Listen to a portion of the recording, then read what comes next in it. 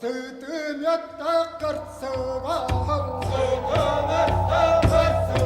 вами платье «Холодай» из фондов Якутского музея. Такие традиционные платья носили в особые праздничные дни, как Ысых. И вот мы видим в этом холодае технология исполнения очень традиционная, то есть на фалде внизу шитая подкладка для того, чтобы она расширялась, чтобы удобно было, да?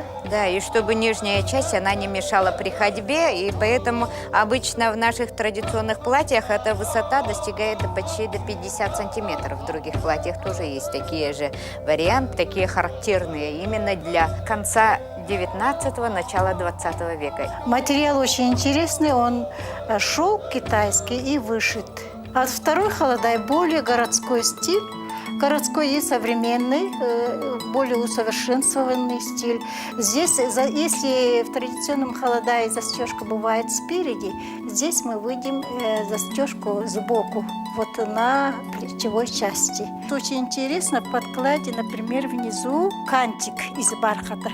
Кантик из бархата, ее в начале 20 века привозили купцы и нашивали модницы на нижнюю часть именно платья. И называлось оно прелестью, или щеткой ее называли. И здесь декоративные такие элементы тоже есть. Да, это платье более декорированное, чем нежели вот это традиционное платье. И здесь мы видим, как эпоха меняется, и вот стиль вот традиционного платья тоже он меняется со временем. На летнем празднике мы предлагаем одеваться в комплекте. То есть с платьем холодай обязательно нужно носить жилет каечик, который имеет особенности своего покроя.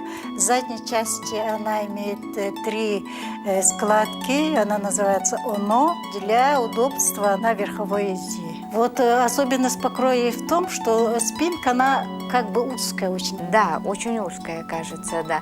За счет большой проймы можно человеку носить хоть с какой спинкой, да, она универсальная. Вот самое старинное кехетчик, шелковый материал, называется альпага, и крой у него немножко отличается от более поздних. Он более длинный, выкроена по косой, соответственно, получится идеальная посадка по фигуре человека. Это традиционное пальто оналахсон, очень хорошо сшитое, из гарусного шелка. Хахалы карсолка дилер. Здесь очень интересная застежка, сшита ее в традиционном варианте. Петли здесь имелись раньше пуговицы на ровдужных петельках. Особого значения мужское и женское тогда и не было. Ширина вот груди, она тоже узкая. Рукава очень широкие, да? Вот это буфы, да, допустим, вот они, если, допустим, здесь по окату они подтягивали, и намного пройма у них заходила на грудную вот клетку же, да, и за счет этой проймы они не страшились того, что человек может пополнеть. Традиционно имеет тоже 3 оно. Она имеет подкладку вот это, и полностью она простегана по всей длине. И тогда она человеку было удобнее носить, и, конечно, оно было более носким. Еще вот на рукавах обычно мы делаем манжеты, да? Традиционных ее не бывает, да, обычно. Манжеты, потому что, ну, наверное, это связано с тем, что все же плис был материал дорогой, и не каждый имел возможность купить ее в достаточном количестве. Дорогие жители и гости столицы, мы сегодня показывали вам традиционную женскую одежду, которую носили в XIX веке на летнем празднике Ысых.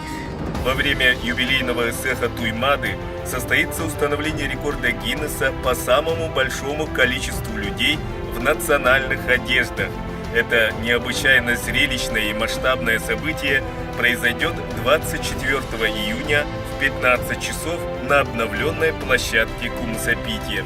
В рекорде могут принять участие все желающие от мала до велика. Главное условие – наличие национального якутского костюма.